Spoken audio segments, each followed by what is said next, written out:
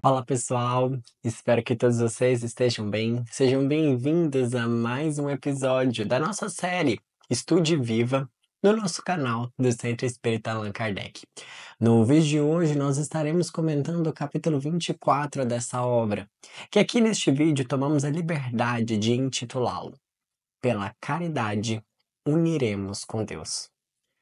No capítulo 24 encontram-se as seguintes mensagens: Deus e a Caridade, de Emmanuel, e Respeite Tudo, de André Luiz. Além disso, os guias espirituais nos sugerem as seguintes leituras complementares: o Evangelho, capítulo 15, Fora da Caridade não há salvação, o item 5, o maior mandamento, e a pergunta do Livro dos Espíritos 779. Sugerimos então que você pause esse vídeo, faça essas leituras, faça suas reflexões e depois venha para cá para que juntos possamos finalizá-las. Na certeza de que Deus é amor e o que Ele nos pede é que nós amemos uns aos outros, vamos então estudar e viver cada vez melhor? Como de costume, vamos iniciar os nossos comentários com a mensagem do Evangelho, do capítulo 15, o item 5, o maior mandamento. Vamos lembrar dessa passagem? Uma vez Jesus foi questionado de qual seria o maior mandamento. Jesus viveu numa época em que existiam várias leis, vários mandamentos. E ele, sabendo dessa importância e sabendo da prova e do teste que ele estava então sendo submetido, ele então respondeu: o maior mandamento é amar a Deus sobre todas as coisas, com toda a sua alma. E um segundo mandamento, semelhante ao primeiro, amar a teu próximo como a ti mesmo. Estes dois mandamentos resumem todos os profetas, todas as promessas, todos os mandamentos. Olha que interessante isso. Então, vamos por partes. Primeiro, fora da caridade não há salvação. Primeira coisa, vocês já pararam para refletir sobre essa frase? Sobre a ideia do que não há salvação. Peraí, a gente está querendo ser salvo de quê? Etimologicamente falando, a palavra salvação, quando ela foi criada, salvar, sabe o que ela significava? Um reflexo, uma representação de bem-estar, de equilíbrio com todo. Ou seja, quando nós pensamos no físico, no emocional, no mental, na nossa alma, na união dessas várias partes que compõem o nosso ser, a salvação seria então o equilíbrio entre elas, seria a representação daquele bem-estar. Olha que interessante isso. Então, quando nós falamos não há salvação, estamos nos referindo ao momento em que não há equilíbrio nessas situações. Então, não está tendo equilíbrio com o físico, que não tem equilíbrio com o mental, que não tem equilíbrio com o emocional, que não tem equilíbrio com a nossa alma, com o nosso espiritual. Olha que interessante. E ele nos fala: para que haja então esse equilíbrio, é necessário caridade. Fora da caridade não há salvação, não há o equilíbrio. E olha que interessante isso.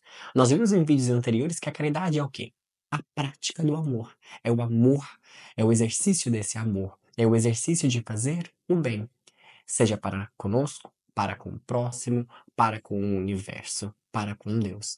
Então, quando nós queremos buscar esse equilíbrio, quando nós queremos buscar essa salvação, esse bem-estar, nós precisamos então realizar o bem. Uma reflexão bastante interessante que surge então de todas essas reflexões, né? Uma outra reflexão é que quando nós sentimos algum desajuste, quando nós sentimos algum desequilíbrio, algum incômodo, é porque provavelmente em algum desses lugares está tendo, ou melhor, não está tendo caridade. Talvez ele esteja fora da caridade. E como ele está fora da caridade, ele não está tendo salvação, ele não está tendo equilíbrio, ele não está tendo bem-estar. Entendem? Então é sempre muito importante nós fazermos uma autoanálise e nos perguntarmos o que nos incomoda, o que nos aflige. E através dessa análise nós vamos observar que está havendo uma falta de bem. Talvez seja o cuidado com o nosso corpo, através das atividades físicas, de uma boa alimentação. Talvez seja a falta de amor para com o nosso mental, numa leitura edificante, em a pensar no que nós estamos pensando, em organizarmos os nossos pensamentos, em controlar eles, no nosso emocional, em buscarmos ajuda, seja através de uma expressão artística, seja através de uma terapia, entendem? Então é muito importante que nós pensemos em todas essas questões. Na alma, em pensarmos, será que temos cumprido o nosso propósito? Estamos aqui para sermos melhores. Estamos sendo melhores? Porque, convenhamos, a alma necessita desse crescimento. Se nós não crescemos, ela então está fora dessa caridade. E fora da caridade não há salvação. Então é muito interessante pensarmos nessa questão. E quando então o Evangelho nos convida, né? Jesus nos convida a amar a Deus de toda a alma e o teu próximo como a ti mesmo, é a ideia do quê? Que fora então da caridade não há salvação. E uma questão muito interessante que nós podemos aqui também refletir é quando Jesus disse: "E há um segundo mandamento, semelhante ao primeiro". Porque qual o maior mandamento? Amar a Deus sobre todas as coisas. Mas há um segundo semelhante ao primeiro. O que Jesus quis dizer com semelhante ao primeiro? E qual que é esse segundo mandamento? Amar ao próximo como a ti mesmo.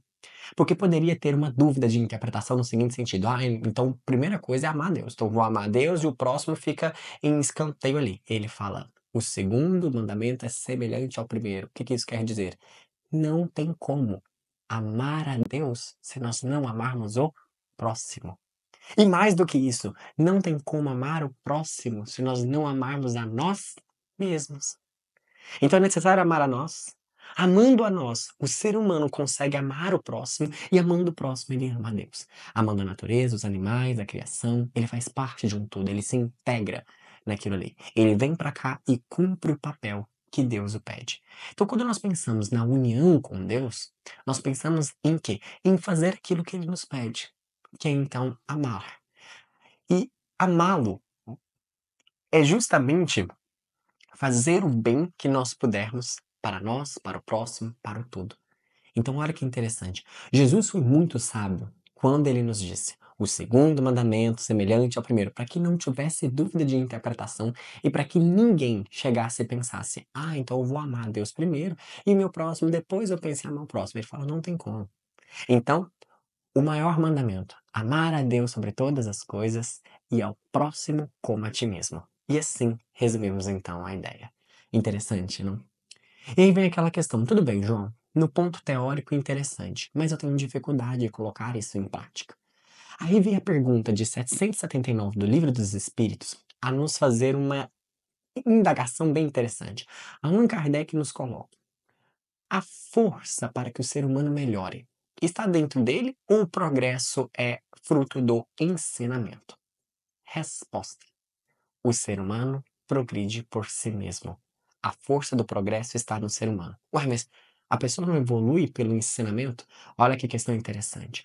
O ensinamento só toca o coração que está aberto. O ensinamento só toca aquele ser que está permitido, então, que ele se permite aquele toque. Ele está aberto àquele toque. Uma questão muito interessante disso. Mesmo professor, vários alunos, ele está dando a mesma aula. Tem alunos que entendem, outros não. Por quê? É essa troca, é essa conexão, é essa abertura. Ah, então você está querendo dizer que o problema esteja no aluno. Não vamos colocar culpados.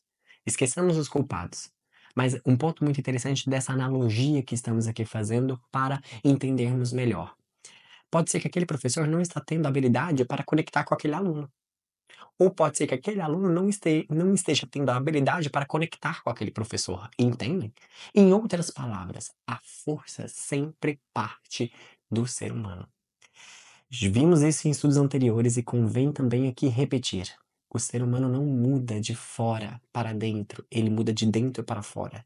É a situação que o meio externo vem para alertar algo que já há dentro dele e apenas eclode, apenas germina, apenas coloca fora. Olha que interessante isso. Então a pergunta de 779 nos convida a refletir o quê? Que a força para progredir está no ser humano. ele se desenvolve por si mesmo. E o contato social, ele auxilia nessa evolução. Como assim? Existem seres que estão mais desenvolvidos, estão um pouco mais evoluídos do que outros. E muito importante, não é numa escala de superior ou inferior, de estar sobre o outro, mas é como se todos nós estivéssemos no mesmo plano e alguns na caminhada estão um pouquinho mais longe. E uma questão muito interessante: quando alguém vai caminhar mais longe, ele trilha um caminho, os outros que estão atrás conseguem ver que o outro conseguiu chegar até lá. E que existe então um caminho para ser trilhado. O que que isso quer dizer? Isso estimula os outros a caminharem então. Interessante essa perspectiva. O que eu quero dizer com isso? O contato social, quando um ser humano desperto, que quer evoluir, quer mudar, a vida se organiza a favor disso. Ela trama a favor disso. E o que que ela faz? Então, ela permite o convívio com os seres mais evoluídos, para que através desse contato, aquele ser humano que quer evoluir, ele enxerga no outro e fala: nossa, que atitude bonita. Nossa, eu não tinha visto essa beleza. Nossa, que texto bonito. Uma prova muito interessante de que nós melhoramos, de que nós mudamos a nossa perspectiva, de que nós renovamos, é quando nós pegamos um livro, lemos ele novamente. E aí você fala assim: gente, eu nunca tinha observado isso aqui, eu nunca tinha visto isso daqui. É porque a nossa consciência, ela vai se expandindo e ela vai cada vez mais aumentando e ampliando o seu caminho de consciência. Então, olha que interessante isso. Então, vamos por partes. Então temos que amar a Deus sobre todas as coisas e o próximo como a nós mesmos, certo? Assim sendo, vem a pergunta 779. Para fazermos isso, a força há dentro de nós. A pergunta que fica é: temos buscado essa força? Temos buscado ser melhores? Temos buscado utilizar disso em autoanalisar, em se autoconhecer? Porque se a força para melhorar está dentro de mim, por que eu não a utilizo? Por que eu não converso com ela? Será que o meu foco tem ficado demais no externo e esquecido de olhar para o interno? Esquecido de que as mudanças de que eu preciso estão aqui dentro, dentro do meu coração, prontas para eclodir? Que, como uma semente, elas estão esperando apenas serem colocadas em solo fértil de bons pensamentos, de boas perspectivas, de bons planejamentos. Entendem? A mudança ela começa justamente com todo esse preparo. Temos feito esse preparo? Temos buscado essas sementes, plantado elas? Convém essa reflexão. Bom, e através então de todas essas analogias, que Emmanuel nos convida a refletir na sua mensagem, Deus e a caridade, esse encontro que nós estamos aí nos esforçando para ter. Encontro? Sim, o encontro com Deus. Todos nós estamos caminhando ao encontro do nosso Pai. Concordam? O ser humano, nossa natureza, estamos caminhando para esse encontro. Queremos esse encontro. E o Emmanuel nos convida a refletir a evolução desse encontro, a evolução dessa caminhada. Como assim? Olha que interessante. Ele comenta que nós estamos caminhando para unir com Deus. E quantas imagens diversas e talvez até obscuras, deturpadas já tivemos dele. Mas não que o problema estivesse nele, mas estava no ser humano que não tinha olhos de ver. É como se a vista estivesse um pouco embaçada e enxergava coisas tortuosas. Mas não que Deus fosse aquilo. Como assim? Pare e pense, vamos fazer uma análise da história. Nós já tivemos Deus como tirano, como sendo aquele que ceifava. Sim ou não? A ideia do fogo eterno. E aí nós fazíamos sacrifícios, nós fazíamos punições, nós castigávamos. Depois nós falávamos que Deus era o rei dos reis. E aí nós fazíamos castelos gigantes com muito ouro, com muitas pedras e tudo mais.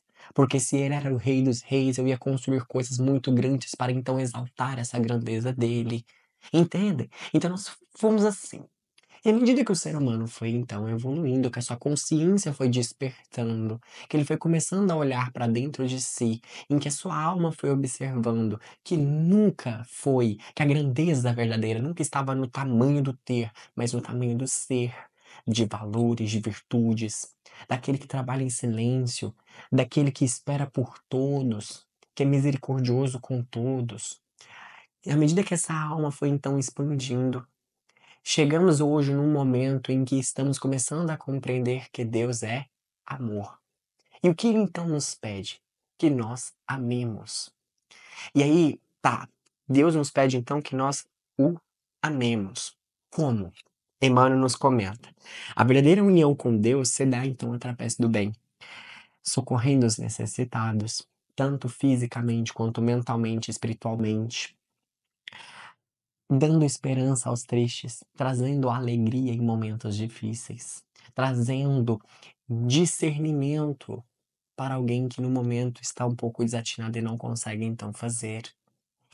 Dando esperança então a esses tristes, o amparo então a esses enfermos, o alívio aos sofredores. Em outras palavras, é trazer luz, é dissipar essas trevas, é trazer ao mundo a esperança que nos é tanto prometida. E aí o Emmanuel comenta, né, que o que Deus nos pede é o coração cheio de fraternidade a serviço do bem para que a terra se abra à glória e felicidade. Ou seja, para que tudo aquilo que nos é prometido, nós já refletimos isso também em outros estudos. Como que a terra chegará a ser um reino de felicidade se os seres aqui não promoverem a felicidade? Não faz sentido. Então nós precisamos melhorar a nós. Melhorando a nós melhoraremos o mundo, né? Então, lembre-se, a união então com Deus se dará pela caridade, e Deus, que não exclui ninguém, que espera a todos, está então, cresça, cresça, cresça, evolua, vamos, vamos, vamos. Bom, e é nesse todo esse sistema que o André Luiz, na sua mensagem Respeite Tudo, nos convida a fazer parte desse todo, respeitando as leis, com muito amor, com muita consideração.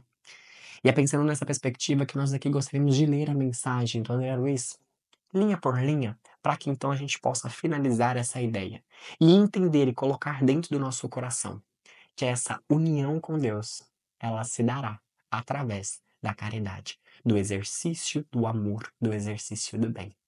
Vamos juntos então? A mensagem de André Luiz, Respeite Tudo, nos diz o seguinte: do cultivo da crença raciocinada no santuário da inteligência, nascem os frutos substanciosos da certeza no porvir. Ou seja, aquilo que você acredita, sua crença, junto com a inteligência, com a racionalidade, com a observação, com a análise, o discernimento, bom, ruim, verdadeiro, falso. Ou seja, crença mais inteligência gera constatação. A partir do momento que você começa a constatar as coisas, vai ter ali um fruto duradouro. Então, olha que interessante, mais do que acreditar, do que nutrir crenças, nós precisamos nutrir constatações. Deus existe? Constate. O amor sempre vence? Constate. A caridade realmente é salvação? Constate. Comece pela crença. O que a religião muito nos oferece são pontos de partida que são crenças. Cabe então a nós, junto com a nossa inteligência, juntarmos com essas crenças e termos constatações. Interessante, né? E aí ele então comenta: da vontade de realizar o bem surgem todos os empreendimentos duradouros no mundo. Ou seja, onde há vontade, há caminho. O bem é duradouro. Então, se eu tenho vontade de fazer o bem, entenda, aquilo que você vai fazer dura. Porque aqui, se a gente acredita que o bem prevalece, então tudo aquilo que não tiver vontade em fazer o bem perecerá. Então, olha que interessante, que aplicação interessante disso. Suponhamos que eu quero fazer alguma atividade na minha vida, seja uma empresa, seja a construção de alguma coisa, enfim, e eu quero que aquilo dure. Se for algo do bem, irá durar. Observe a maioria das coisas ao longo da história que caíram. É porque não havia um bem. Foram projetadas em egoísmo, foram projetadas para enaltecer alguém, e não a vida, e não a Deus, e não ao amor. Mas se você quer algo duradouro, simples, tem que ter o bem. Porque o que prevalece é o bem, é uma lei universal, né? Do esforço disciplinado e incessante, nenhuma construção pode abalar, né, para permanecer então equilibrada na sua atividade específica. Ou seja, olha que interessante isso. Esforço disciplinado e incessante. Então, esforço, energia. Então, a gente tem que desprender energia. A gente tem que gastar energia, trabalho. Disciplinado não é só ter energia e gastar de qualquer jeito. E isso é uma reflexão muito interessante. Quantas vezes nós temos muita energia, começamos ali a disparar várias coisas, mas se ele não for disciplinado, ou seja, focado, imagine, um bom artista para desenhar uma tela, ele tem que focar a sua energia na tela. Imagina se ele dispersa essa energia, o que que eu tenho que fazer amanhã ou depois, ou nossa, aquele problema, o boleto, entendem? Não, foco, disciplina, concentração. Imagine a luz focada como um farol num ponto fixo. Então, olha, esforço disciplinado. Então, é energia, mas o foco demanda organização. E aí ele fala incessante, ou seja, ritmo. Lembra que nós vimos em vídeos anteriores? Ritmo convoca vida. Imagina se a Terra decidisse hoje parar de girar. Imagine hoje se o nosso coração parasse de bater. A gente sabe dessas coisas, mas reflete pouco sobre elas, né? O nosso coração a todo momento está nos dizer sangue, sangue, sangue, sangue, sangue. Se ele para, o que que a gente sabe? Morte. Ou seja, se eu quero então ter uma construção, eu preciso de ritmo. Eu preciso estar ali, ó, devagar, né? Sem pressa, mas também sem pausa. Então, olha que interessante, né? O que a gente pode então aqui obter através desse verso que o André Luiz nos coloca, né? Uma questão muito interessante que nós precisamos então de energia, nós precisamos então de esforço de trabalho, mas esse esforço, esse trabalho ele tem que ser direcionado e focado e deve ser contínuo, todos os dias. Olha que reflexão muito interessante. E isso vale para qualquer campo da nossa vida, no nosso trabalho, nos nossos relacionamentos, a nós. Nossa, João Vitor, mas aí é muita coisa, né?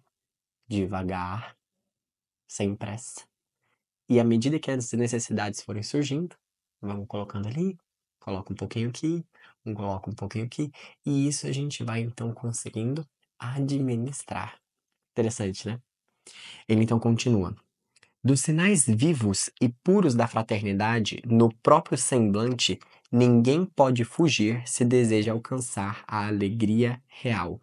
Ou seja, a verdadeira alegria é a alegria compartilhada. O que isso quer dizer?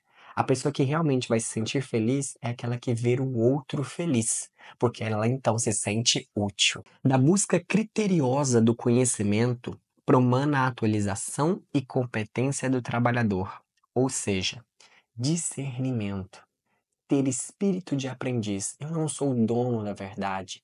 Eu sei uma parcelinha dela, ou estou visualizando ela, mas se amanhã aparecer uma atualização, opa, vamos atualizar. João Vitor, então quer dizer que eu vou então agregando todas as ideias? Não, olha o que ele fala.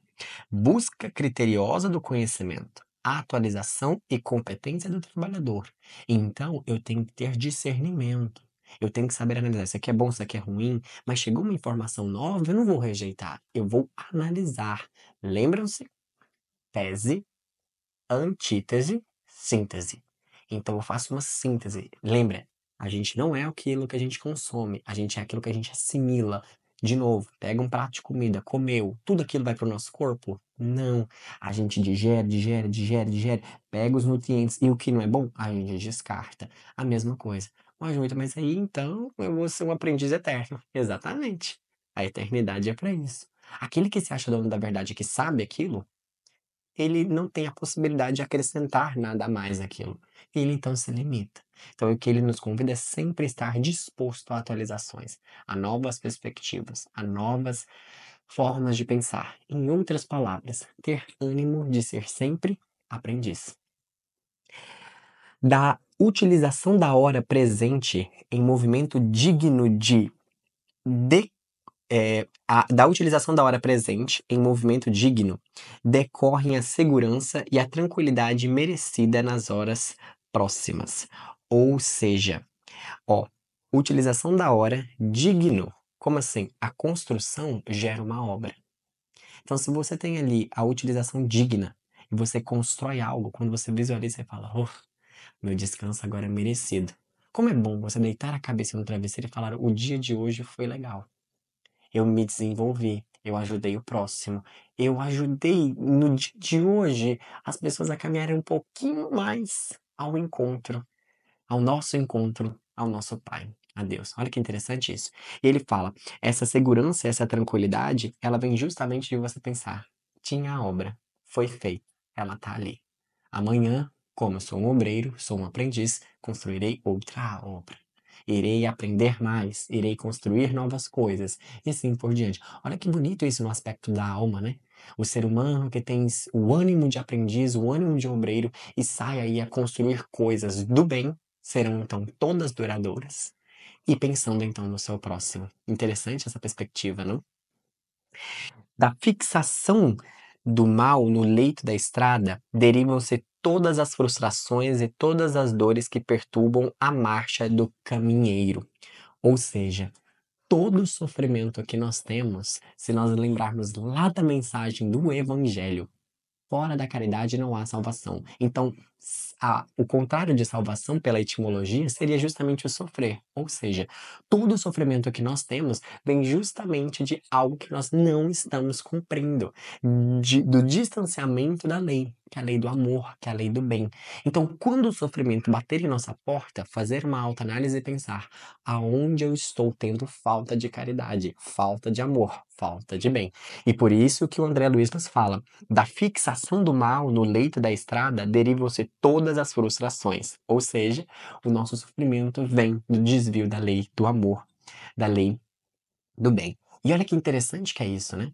A vida é cosmos, ela então se organiza. E quando nós distanciamos do caminho reto do bem, quando nós distanciamos dela, ela fala: opa, volta, volta.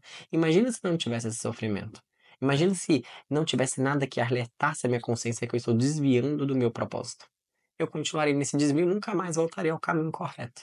Então, demos graças também aos nossos sofrimentos que nos ajudam a melhorar e sermos cada vez melhores.